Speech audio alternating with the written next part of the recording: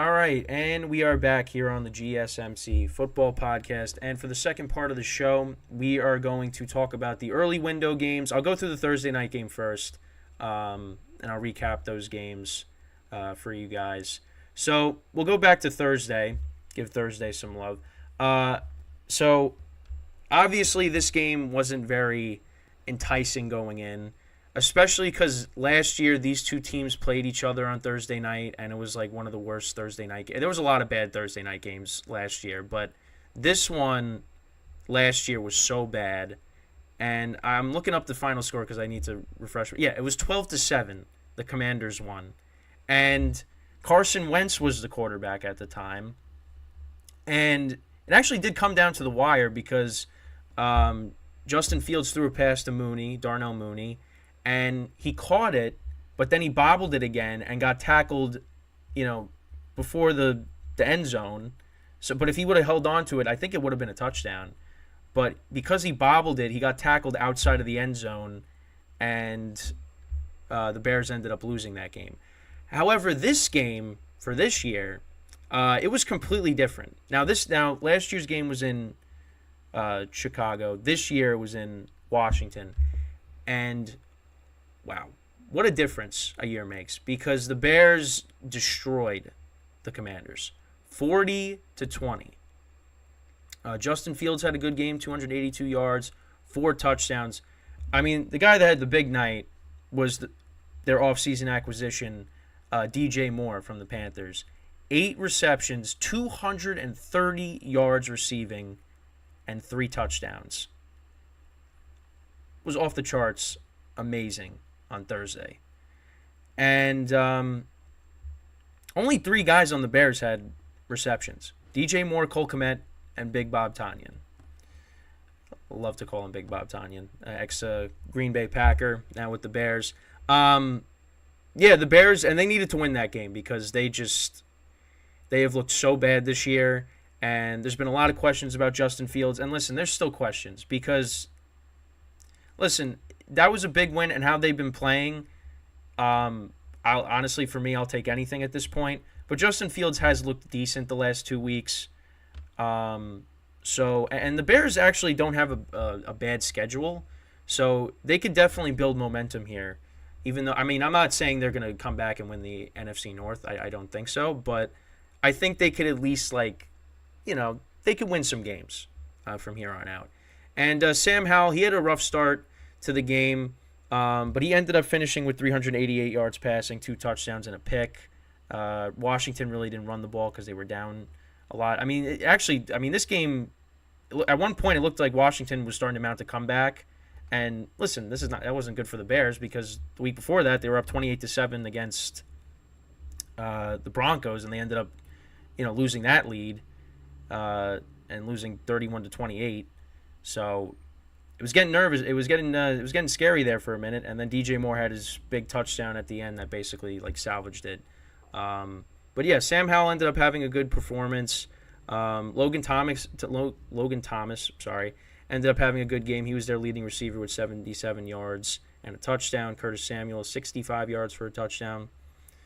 But yeah, Washington's now 2-3. Bears are 1-4. But yeah, now next week the Bears they take on the Vikings, and that's a winnable game for them. In Washington, they take on the Falcons, which I think is going to be a little bit of a tough game, but we'll see what happens there. So, that was a Thursday night game. Justin Fields was good. DJ Moore was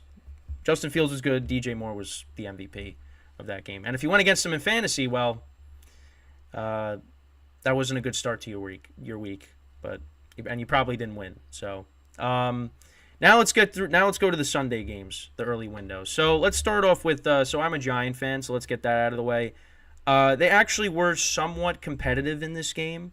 I thought this was going to be a wider margin when it came to their loss. They only lost by 15.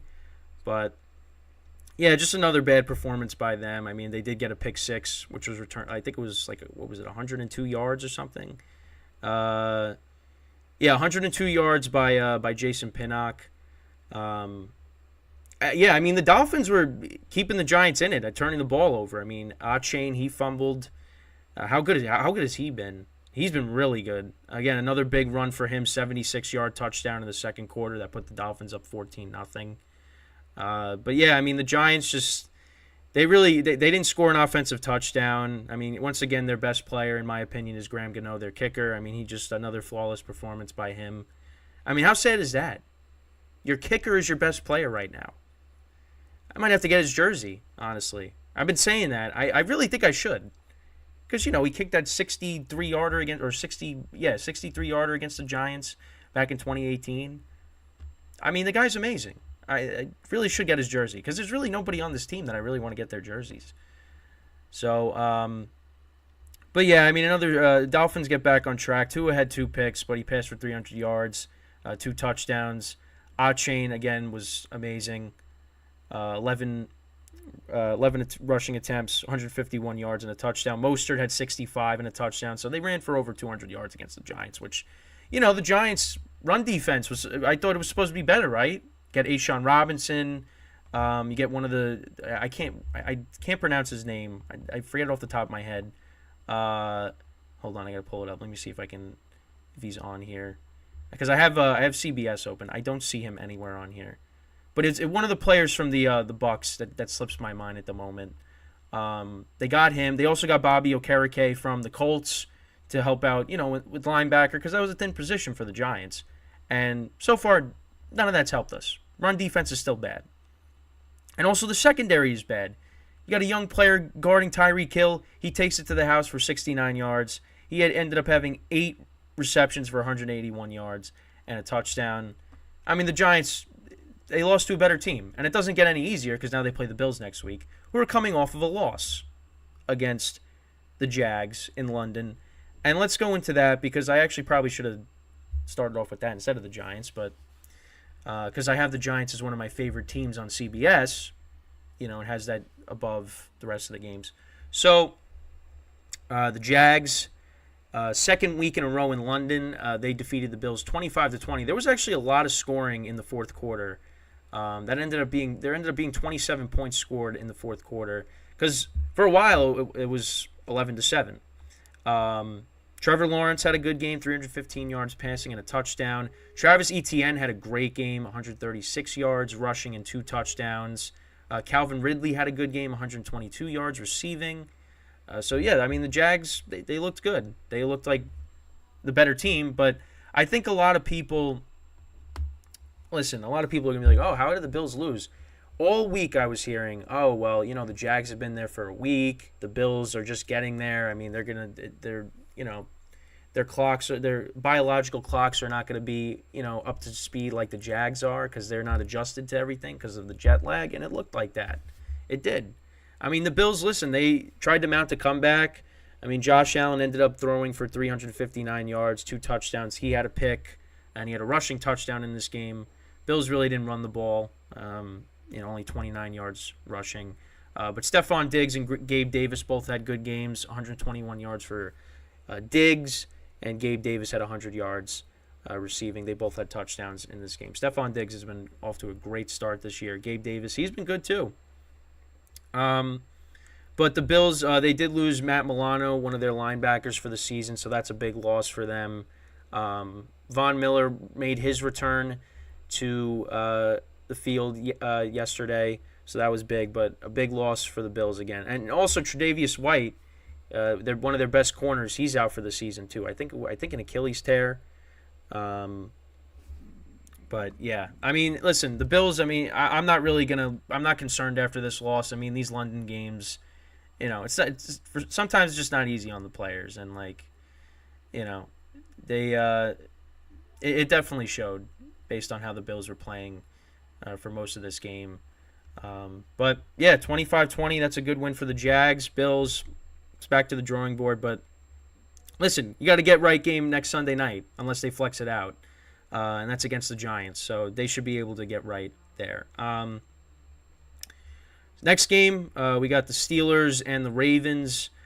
Ravens had control of this game for the most part, but then the Steelers in the fourth quarter, they shut out the Ravens. They scored 14 unanswered points, and they won 17-10. They got a safety. Lamar Jackson threw a horrible pick in the end zone. and late in the game, and that could have decided the game right there. That could have helped the Ravens win that game, but they ended up losing it. Lamar really did not play well. He had no touchdowns, one interception. It was not good. And I mean, the Ravens ran for over 120 yards, but yeah, the Steelers, Kenny Pickett had an okay game. He had that basically the game-winning touchdown to George Pickens, which was a great throw. And what's crazy about it is, and that was for 41 yards. And then Boswell, they got the ball back, and Boswell kicked the field goal to make it 17-10, and that was it. And the funny thing is, the Steelers actually are leading the division now. They're in first place, and this is after getting blown out by the Texans. All the fans complaining about Matt Canada, and still, they deserve to, because Matt Canada just is not a good offensive coordinator. But yeah, I mean, the Steelers, they get a big win and they're in first place. So got a couple minutes here left in this segment. So Falcons 21-19 over the Texans. Texans actually went ahead, but then the Falcons late in the game, but the Falcons were able to get down the field. They were up 19-18, and then the Falcons got down the field, kicked the game-winning field goal, and won 21-19. So they get back on the right track. Desmond Ridder had a good game. C.J. Stroud was still good.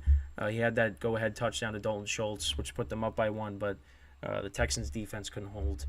The Lions, which is a team that I love this year, 42-24 over the Panthers. I mean, they're in the driver's seat to win the NFC North. That's a team that I would put ahead of the Cowboys. I think the Lions are the third best team in the NFC, unless I'm missing somebody else. I mean, there's also the Saints, which, I mean, their offense has been but they did win 34-0 over the Patriots. Patriots are definitely a team we are going to talk about this week, because there's a lot of things to unpack with them. So yeah, 34-0. We will get into that this week, because listen, there's not a lot of time, recapping all these games, but we'll get to them. But I think the Lions right now, for me, I think they're the third best team in the NFC. So 42-24 over the Panthers. Saints, like I said, 34-0 over the Patriots. And then the Colts, they get a big win. Anthony Richardson, their rookie, he got hurt again. He's going to miss a few weeks. I think it was a shoulder injury. So Gardner Minshew came in relief. And Colts get the win. Colts are now 3-2. Jonathan Taylor made his return to the field yesterday. Signed that contract. So, listen, Colts are 3-2 at the moment. And, I mean, listen, AFC South is, nobody's running away with it right now. So, they win 23-16. And, that's pretty much all the games in the early window. In the next segment, we're going to cover. So there were 4 games. The Bengals and the Cardinals was one of the games I missed. That's in the late window. But yeah, a lot of high scoring games. I mean, the early window was great yesterday. I mean, the Patriots losing 34-0. I mean, if at home, that's not good. Also, there's this car alarm that keeps going off outside, so forgive me if you keep hearing that. I don't know why. I don't know whose car it is. I don't think it's any of mine, but unless it's my own individual car, that actually might be what it is, my own individual car that's going off. But yeah, so with that, now we are going to take our second break of the show, and then when we come back, we're going to discuss the late window game. So the 4 afternoon games. I know I said 3, but I meant to say 4. And so that'll be the third part of the show when we come back. So stick around, and we will be right back here on the GSMC Baseball Podcast.